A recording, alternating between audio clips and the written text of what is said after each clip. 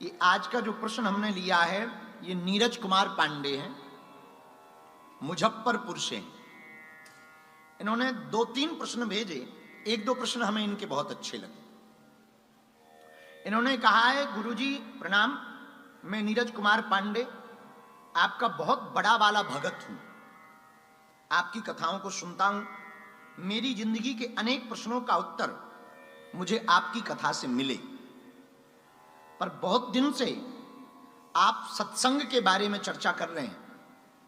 मैं आज आपसे सत्संग का महत्व जानना चाहता हूं। सत्संग क्या है और सत्संग का महत्व क्या है, और अगर कोई संशय हो तो वो संशय को कैसे मिटाया जाए। यदि आप विस्तार पूर्वक इस पर चर्चा करेंगे तो ऐसा प्रश्न अनेक लोगों के मन में आता होगा। कृपा करके हमारे प्रश्न का उत्तर देने का कष्ट करें। आपका प्रिय शिष्य, पुनः कोटि कोटि आपके चरणों में प्रणाम। नीरज कुमार पांडे। नीरज, एक बात हम तुम्हें बताएं, हम तुम्हें 3 भाग्य के बारे में बताना चाहते हैं। एक है दुर्भाग्य, एक है सौभाग्य और तीसरा है परम सौभाग्य। कुसंग में पड़ना दुर्भाग्य है, सत्संग में बैठना सौभाग्य है, लेकिन सत्संग में आकर भगवान का हो जाना परम सौभाग्य। दुर्भाग्य, सौभाग्य और परम सौभाग्य। जो कुसंग में है वो दुर्भाग्य, पर जो सत्संग में है वो सौभाग्य। क्योंकि सबको सत्संग नहीं मिलता नीरज ना। हमारे गांव में कहावत है कि सभी कुतियां अगर गंगा स्नान करने लगेंगी तो दोना पत्तल कौन चाटेंगे।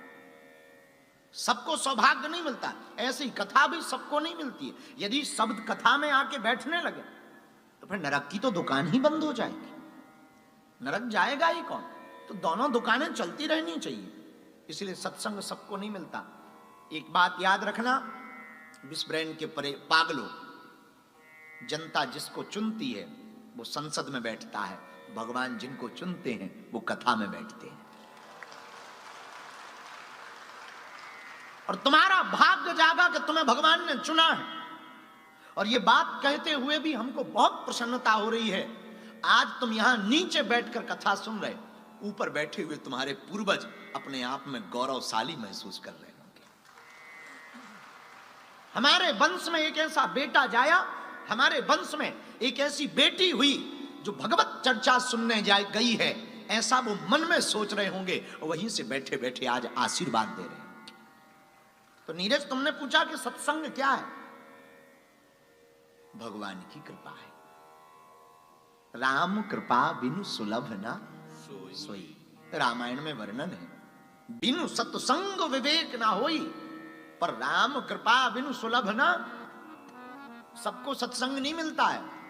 जिन पर भगवान की विशेष अनुकंपा होती है वही कथा में आकर के बैठता है, वरना तुम्हारा मन पलट जाएगा, 50 काम आ जाएंगे, तबीयत खराब हो जाएगी, कमर में दर्द, या बढ़िया क्लाइंट मिल जाएगा, नहीं तो इलू इलू वालों के फोन आएंगे, हाँ, या पीने वाले मित्रों के फोन आएंगे। कहां जा रहे हैं? बाबा बागेश्वर आए, कहां पड़े, आओ हो जाए।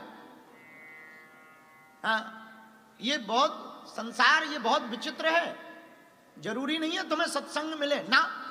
लाखों लोग ऐसे हैं जो कथा में आते हुए भी चले गए, दरवाजे तक आए तब तक फोन आ गए, हेलो क्या हुआ, अच्छा मैं अभी आता हूं। लो, आए थे कथा को, चले गए कहीं और।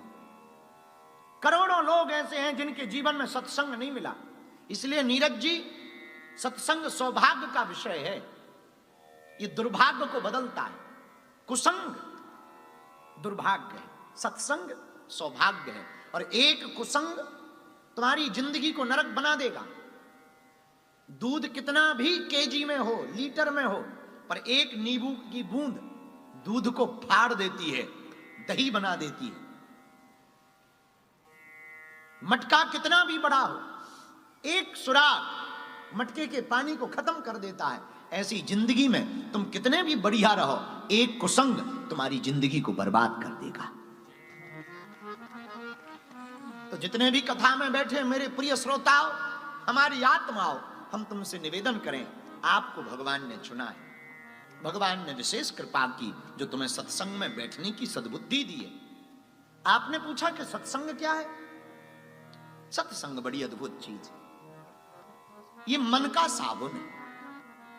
कपड़ा खराब हो जाए तो हम लोग क्या करते हैं? वॉशिंग मशीन में डालते हैं। हाँ जी या ना जी? बोलो बोलो बोलो, डालते कि नहीं डालते?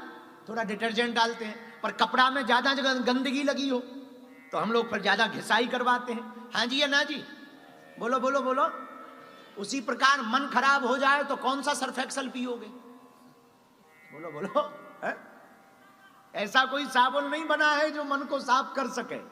ऐसा कोई साबुन नहीं है कि तुम्हारे मन को ठीक करे। अच्छा, मन खराब हो जाए तो क्या करोगे? गुरुजी हम तो निरमा पी लेंगे, जल्दी ठटरी भर जाएगी, ऊपर चले जाओगे। तो मन खराब हो तो क्या करें भाई? कपड़े खराब हो तो डिटर्जेंट लगाओ, तन खराब हो तो शैम्पू साबुन लगाओ, और मन खराब हो तो सत्संग में आ जाओ। मन का साबुन है सत्संग। तो नीरज जी तुमने पूछा सत्संग का महत्व, मन का साबुन है सत्संग। मन में विकार आ गए, कुविचार आ गए, और हर आदमी आज की दुनिया में, मनोविज्ञान कहते हैं, बड़ी बड़ी यूनिवर्सिटियों में शोध चल रहा है, हर आदमी रिपीट टू रिपीट एक ही थॉट को बार बार रिपीट कर रहा है। अब बुरा ना मानना, ये बात व्यासपीठ से बोलनी नहीं चाहिए, पर बिना बोले रह नहीं पा रहे।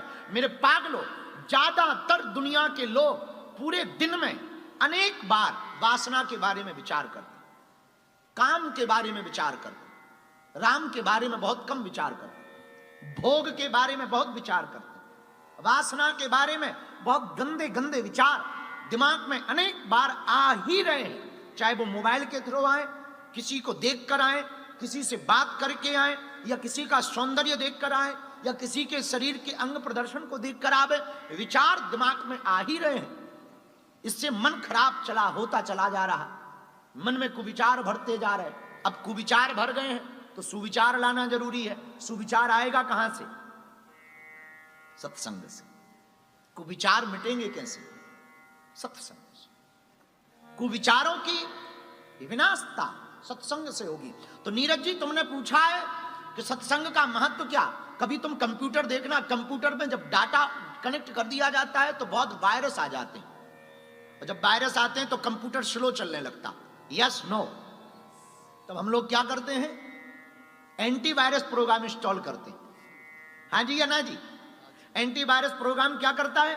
एकदम पूरे कंप्यूटर को स्मूथ कर देता है और सभी वायरस को खत्म कर देता है। उसी प्रकार तुम्हारे माइंड रूपी कंप्यूटर में जब कुविचारों के वायरस आ जावे तो सत्संग रूपी एंटीवायरस प्रोग्राम को इंस्टॉल कर लेना चाहिए,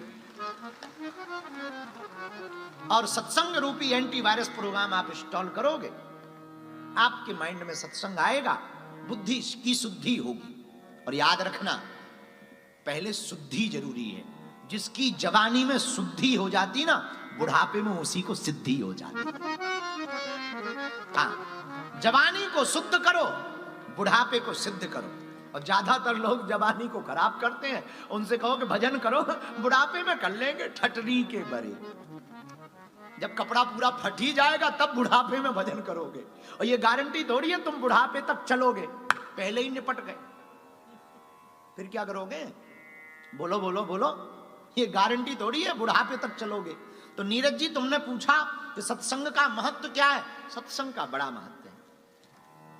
बिनु सत्संग विवेक न होई, राम कृपा बिनु सुलभ न सोई, राम कृपा बिनु सुलभ न सोई। नीरज जी तुमने पूछा सत्संग का फल क्या है? एक बार नारद जी ने भगवान से पूछा, प्रभु सत्संग का फल बताओ। हे प्रभु सत्संग का महत्व बताइए। भगवान ने नारद जी से कहा, नीचे पृथ्वी लोक पर एक तोता है, उससे पूछो, वो उत्तर देगा। अब भगवान की बात नारद जी काट तो सकते नहीं, ध्यान से सुनना। नारद जी नीचे आए, तोता से पूछा, भैया सत्संग का महत्व बताओ। तोता मर गया। अब नारद जी बड़ी टेंशन में कि हमने तो पूछा सत्संग का महत्व बताओ, ये टपक गया है, कहीं इल्जाम और न लग जाए। नारद जी वापसी गए। भगवान ने कहा क्या हुआ? अरे बोले प्रभु वो तो मर गया है। तो भगवान ने कहा कोई बात नहीं, कोई बात नहीं, एक काम करो, अमुक अमुक गांव में पृथ्वी लोक में एक बैल है, ये प्रश्न उससे पूछो, वो उत्तर देगा। नारद जी बोले बड़ा भगा रहे हो, पर भगवान की आज्ञा तो टाल नहीं सकते। तो नारद जी फिर नीचे आए पृथ्वी लोक में। बैल घास खा रहा था। नारद जी ने कान में जाके कहा भैया सत्संग का महत्व बताओ। बैल मर गया। अब नारद जी का टेंशन, बीपी हाई हो गया। बीपी हाई हो, लो हो जाए, दिमाग खराब, जिससे पूछो वो मर रहा। अब भगवान के पास भागे नारद जी, कहीं ऐसा ना हो बैल के मालिक को पता लग जाए तो हम ही निपट जाए। अब भगवान के पास गए, बोले प्रभु ये ऊपर नीचे क्या करवा रहे हो?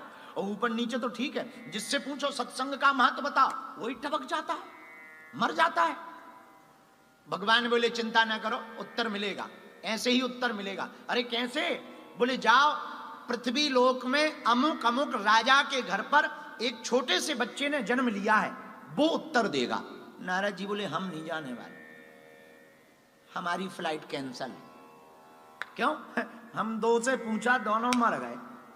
तो पहला तो तोता था, बच गए, दूसरा बैल था, सो बच गए। राजा के लाल बालक से, राजकुमार से पूछाओ कहीं वो मर गया तो राजा इतनी बड़ी फांसी लगवाएगा कि पूरी नारदगिरी निकल आई। इसलिए हमारा जाना कैंसल। भगवान बोले बात मानो, हम कह रहे हैं कुछ नहीं होगा, जाओ आज्ञा है। अब भगवान की आज्ञा तो टाल नहीं सकते। नारद जी नीचे आए, डरते डरते आए। राजा से कहा कि हमने सुना तुम्हारे यहाँ बेटा हुआ है। राजा बोले ठीक सुना, सत्य सुना, भगवान की कृपा से कई सालों बाद बेटा हुआ है, महाराज आप दर्शन दे दो। नारद जी बोले हम दर्शन ही देने आए हैं। अब नारद जी डरते डरते पालने के पास गए, थोड़ी सी हिम्मत बांधी, सोचा कहीं ऐसा ना हो हम पूछें ये भी मर जाए। तो राजा से पूछा कि यहाँ दंड का प्रावधान क्या है? राजा बोला मतलब? अरे बोले महाराज मान लो कोई आदमी किसी का मर्डर कर दे तो क्या दंड है? राजा बोला हमारे यहाँ दंड बहुत खतरनाक है, कीला चुभा चुभा के मारा जाता। अब नारद जी का और बीपी हाई हो गया कि कहीं सच में मर गया तो मर गए। अब नारद जी ने सोचा भगवान की आज्ञा है, उधर से आज्ञा है, नहीं करेंगे आज्ञा का पालन तो मरेंगे, और करना है अगर ये मर गया तो मरेंगे, इससे अच्छा है आज्ञा का पालन करके मर जाओ। अब नारद जी ने पलना में पड़े हुए राजा के बेटा राजकुमार से पूछा बेटा सत्संग का फल क्या है? वो बालक हंसने लगा। नारद जी अभी तक नहीं समझ पाए? नहीं। नारद जी हमें पहचाना? भैया हमने नहीं पहचाना, हम वही हैं, पिछले जन्म में बैल थे और बैल होने के पिछले जन्म में हम तोता थे। आपके मात्र एक घड़ी सत्संग की बात कान में करने से हमारी तोता योनि मुक्त हो गई, बैल योनि मुक्त हो गई, और आज आपकी कृपा से हम राजा पुत्र राजकुमार बनकर के पैदा हुए। ये सत्संग का फल है, ये सत्संग का महत्व है। ये भगवान नारद जी ने अपने वाणी से स्वयं कहा। रामचरितमानस में बाबा गोस्वामी जी नीरज जी लिखते हैं बिनु सत्संग विवेक न होई, बिनु सत्संग विवेक न होई, राम कृपा बिनु सुलभ न सोई, राम कृपा बिनु सुलभ न सोई। सीताराम सीताराम सीताराम सीताराम सीताराम कही, ताही विधि राखे राम, ताही विधि रही, ताही विधि राखे राम, ताही विधि रही। ये पहला उदाहरण था। बालाजी महाराज के कृपा पात्र बागेश्वर धाम पीठाधीश्वर परम पूज्य धीरेन्द्र कृष्ण शास्त्री जी महाराज का पावन संकल्प। मध्य प्रदेश में छतरपुर के ग्राम गढ़ा में बनेगा विश्व स्तरीय कैंसर अस्पताल एवं रिसर्च सेंटर, जिसकी आधारशिला देश के यशस्वी प्रधानमंत्री नरेंद्र मोदी जी के कर कमलों से रखी जा चुकी है। 200 करोड़ रुपए की लागत वाले 100 बेड के इस अस्पताल में गरीबों का होगा मुफ्त इलाज। ये बहुत बड़ा अवसर है, बहुत बड़ा काम है। संकल्प बड़ा हो, संतों के आशीर्वाद हो, प्रभु की कृपा हो, तो समय सीमा में सब पूर्ण होता है। हमारे प्रियजनों, बागेश्वर धाम पूरे भारत के लोगों, अभी तक अस्पतालों में मंदिर थे, अब मंदिर में अस्पताल होगा। कैंसर हॉस्पिटल निर्माण हेतु सहयोग देकर पुण्य के भागी बने।